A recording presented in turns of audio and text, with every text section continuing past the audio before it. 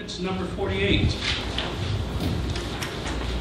An ordinance establishing a street lighting district encompassing the entire city of Massillon, Ohio. Councilman Lewis. Yes, I'd like to begin with this particular ordinance does not include the fee in it. 48 is only creating the district. The next ordinance would be the one that has the fee in question. It is third reading, so barring any discussion, I make a motion that we bring ordinance number 48-2014 forward for a vote. Any questions? Second by Councilman Stinson. Roll call for suspension. Third reading. Roll call for passage. Halter? Yes. Lewis? Yes. Hanson? Yes. Skazin? Yes. Sterrett? Yes. Stinson? Yes. Chogan? Yes. And Del Rio Keller. Yes. Each asked for passage. Thank you, Madam Clerk. Ordinance number 48 has passed.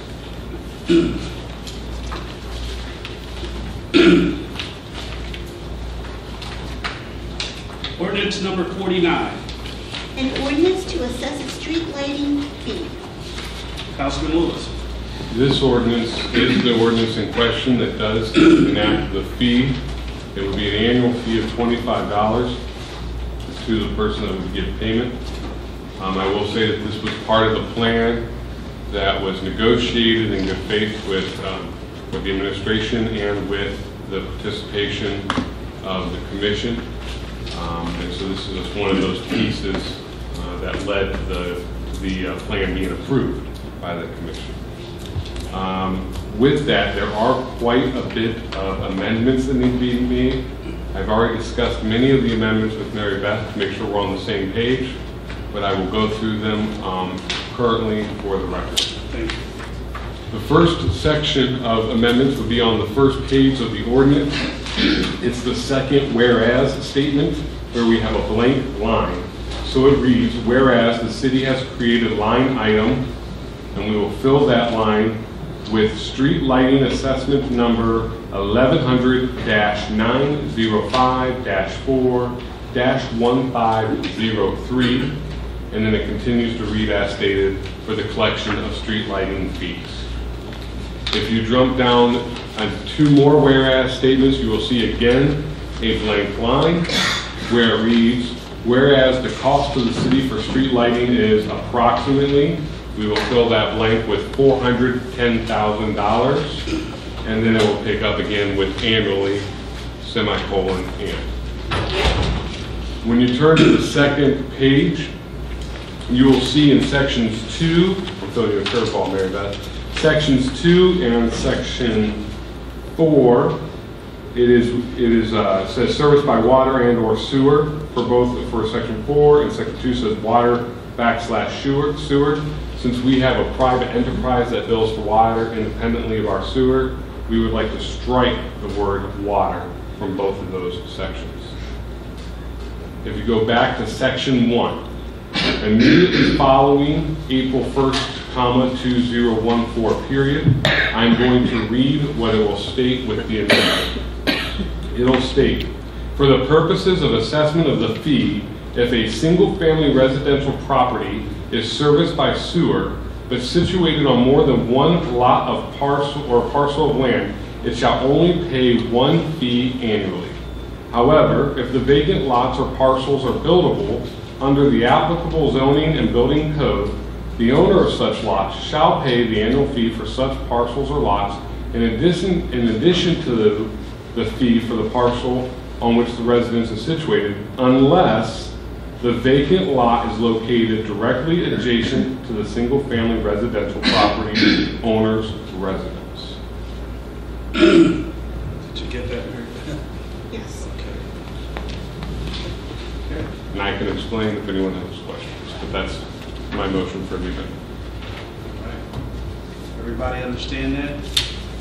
You have a question, Councilwoman Skazin? I have a question, but maybe for the audience, could you maybe explain what that means and where we got to that, and since there was a question earlier from a audience Essentially, what this section does is it is saying that if you own your home and you have a property right directly next to you that's also yours, a parcel that is connected to your to your residence that you live in, you will not pay the fee. However, if you have a vacant property or parcel on the other side of town that's not connected to your property, you would still have to pay the fee there because that property is benefiting and it's not being paid for by the residential. Councilwoman Halter. I just am curious to know about the streets that have no streetlights. Those people will also be assessed even though they have no streetlights. Is that correct? Correct, at this time. Now, I will say that the mayor's administration did pass on a street lighting ordinance from another city, and they did have an exemption clause in there. So I will be speaking with Councilwoman Cunningham-Heatherly to see if that is a potential addition that we can do at a later date. And what that would be is that there has to be so many feet between you and the nearest street light, and then you can file a petition to be exempted. Because there are no streetlights in Irvington or Oakwood.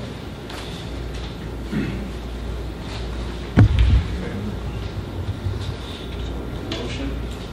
My motion is to amend ordinance number 49-2014 as previously stated for the record. Thank you. Second by Councilman Stinson. Roll call to amend ordinance number 49. Lewis, Yes. Manson, Yes. Skazin, Yes. Sterritt, Yes. Stinson, Yes. Tobin, Yes. Del Rio Keller, Yes. and Halter. Yes. It just for the amendment.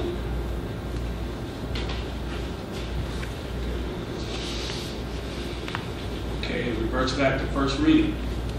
I guess, is there any discussion about the ordinance at all tonight? Otherwise, I would make a motion that we suspend the rules and bring it forward for a vote. Councilman Manson. Yes, I had some questions of the mechanics of this when we start talking about it. Went into this already. If we move this forward tonight, I will be voting against it. Okay. Is there anyone else? Councilman Sheldon. Considering that we are going to take a look at putting some wording in there for exemption, I would think that we would want to hold off rather than pass this now and then come back and have to make a change later. I mean, if that's something we could do by the next meeting, would it be prudent to do that? And just for purpose of discussion. I suppose we could. I guess the concern would become is that the way the ordinance is currently run or read, it picks this up into arrears of April 1st. If we continue to delay, that quarter will no longer be in play, which would cause us to default on the original plan, which I would be then cautious could cause the commission to reopen the plan. And you can see where that can of worms continues to open and get bigger and bigger as we go. But really, we would have until the end of the quarter, would we not, to still make it retroactive to April 1st, which would be into the end of June. Until the end of the June, I would assume. So, I mean, if we just, made a change and do one more meeting, just so the wording is in there. Otherwise, how would we do that? I mean, if we pass this tonight, how would we go back and we just have to amend an existing ordinance later? Yes, We like we did with everything else. Yeah, we could do that. I would agree with you. Are there any more questions for Councilman Lewis? Again, I just restate that I know this has been a very difficult subject to broach for many of the council people, and we've been not necessarily always in favor of this. But when we did negotiate for the plan in order to get the commission's approval so that we can move forward and avoid the 15% cuts to our department, which would devastate departments such as our police and our fire, and would further devastate our roads department, this was a piece that was in that plan, and out of good faith, that's why I continue to move forward with it. With that said, I make a motion that we suspend the rules requiring 3 readings and bring ordinance number 49-2014 forward for a vote. Thank you. Second by Councilman Stinson. Roll call for suspension. Lewis, Yes. Manson, Yes. Skazin, Yes. Sterritt, Yes. Stinson, Yes. Tobin, Yes. Del Rio Keller, Yes. and Coulter. No.